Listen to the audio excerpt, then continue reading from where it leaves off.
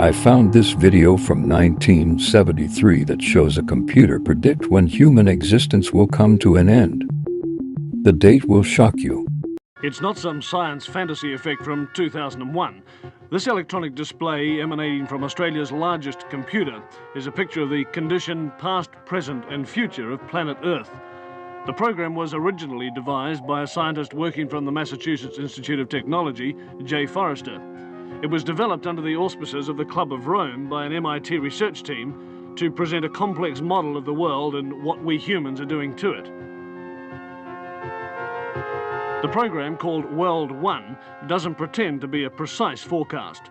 What it does for the first time in man's history on the planet is to look at the world as one system.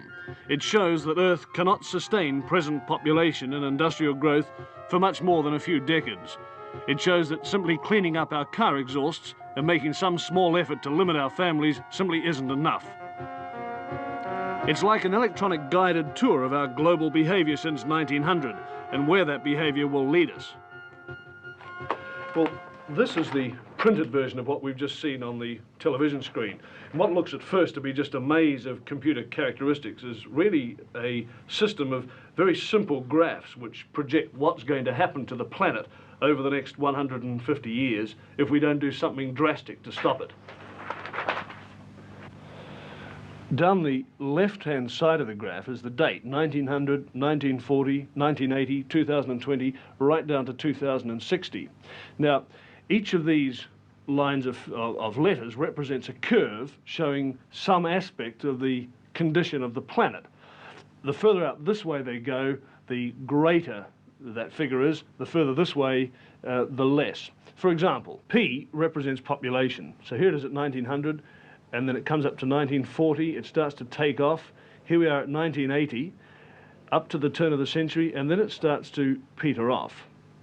Let's now have a look at this next curve, the Q curve, which is the quality of life. And this is represented by, for example, the amount of space people have, the amount of money they have to spend, the amount of food they have to eat.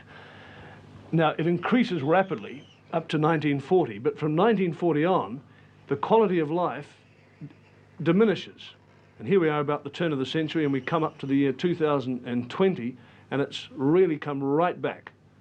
More people, of course, means that you start to chew up your supply of natural resources. And this is this curve here, the N curve. And it shows that slowly but steadily, the pool of natural wealth in the world, natural resources, minerals, oil and so on, is slowly but steadily diminishing.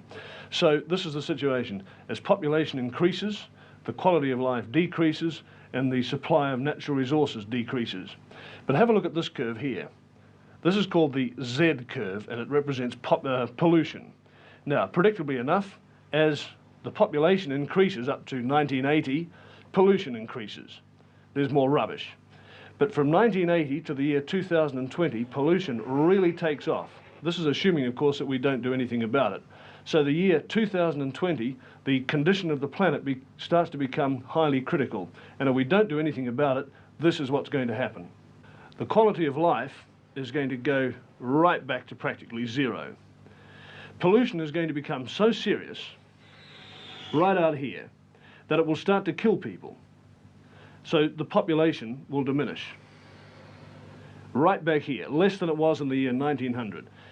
And at this stage, around about the year 2040, 2050, civilized life as we know it on this planet will cease to exist.